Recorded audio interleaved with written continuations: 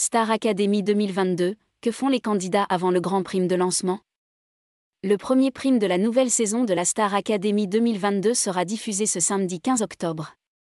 Avant le lancement, les candidats sont isolés et se préparent pour le grand saut sous les projecteurs. On vous explique tout. L'école la plus prestigieuse de France rouvre ses portes. Ce samedi 15 octobre, TF1 crée l'événement en lançant une nouvelle saison de la Star Academy, 14 ans après les adieux de l'émission sur la chaîne.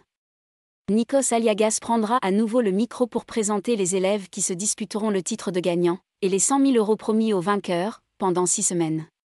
Lors de cette première soirée, le public découvrira ces candidats qui n'ont encore jamais participé à une émission de télévision. Parmi eux se trouve Enola, une jeune femme dont on a découvert le visage lors d'un épisode de Danse avec les stars, ou encore Julien, un chanteur dont le grand frère a participé à un autre télécrochet. Les candidats de la Star AC sont à l'isolement avant la première émission. Mais où sont-ils aujourd'hui?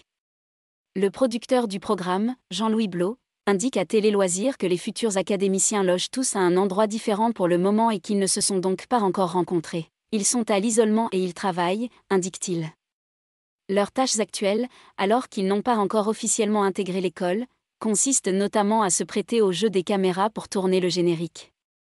Et comme ils devront déjà faire leurs preuves sur le plateau en direct, les 13 personnalités choisies pour intégrer le château doivent aussi répéter la chanson qui les fera connaître du grand public. Que se passe-t-il si les candidats de Star Academy 2022 sont positifs au Covid-19?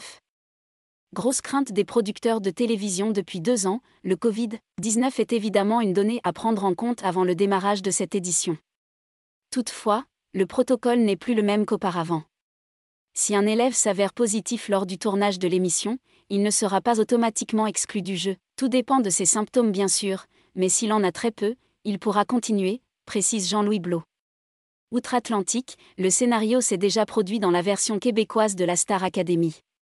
Un candidat, nommé au moment de sa maladie, avait alors défendu ses chances en plein isolement en duplex du lieu de vie des élèves, pendant que ses camarades étaient sur le plateau. Espérons que l'édition française n'ait pas à en venir là.